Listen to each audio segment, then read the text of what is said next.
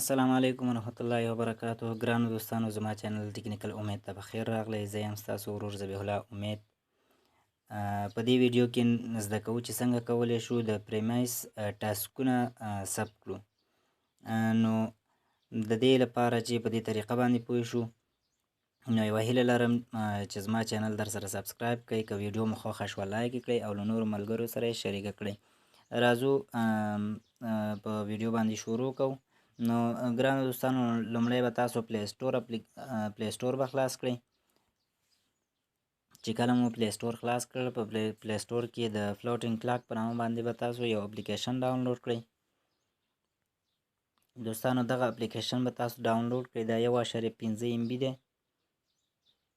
کم هم دی. نو همدغه اپلیکیشن به تاسو انسټال کړئ.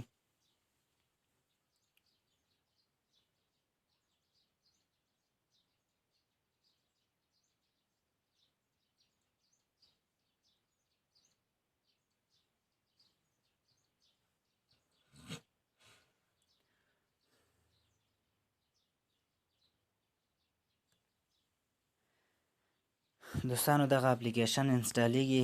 دغه د انسټال شو، نو دا به موږ اوپن کو. نو دا پرمیژن غواړي د موبایل.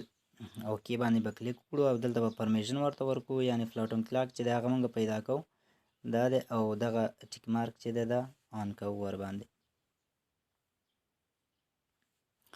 دوستانو، کله مو چې دغه نښه آن کړه، بیرته بیک راځو او دلته یو سیټینګ جوړو.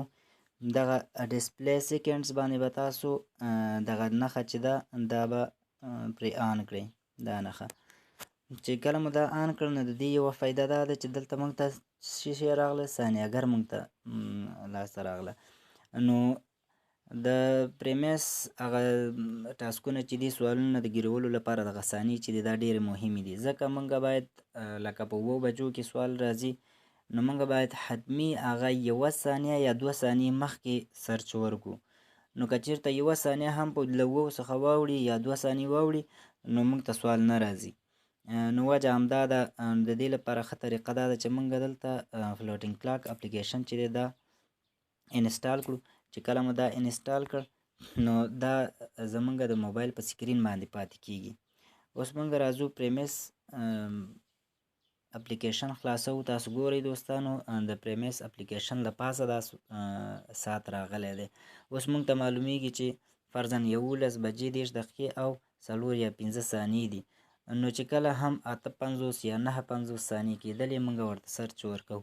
نو خامخا په هغه وختونو کې سوالونه راځي، کوم وختونه چې ملګرو په ګروپونو کې شیر کړي، خامخا سوالونه راځي او موږ کولی شو چې بیا یې ثبت کړو. دوستانو، په دې هیله چې ویډیو مو خوښه شوې وي. که چېرته ویډیو مو خوښه شوې وي، نو لایک کړئ او همدارنګه له نورو ملګرو سره یې شریک کړئ. او که څه مشکل لرئ دوستانو، نو کمنټ وکړئ، انشاءالله چې زه به یې درته ځوابوم. د الله په امان.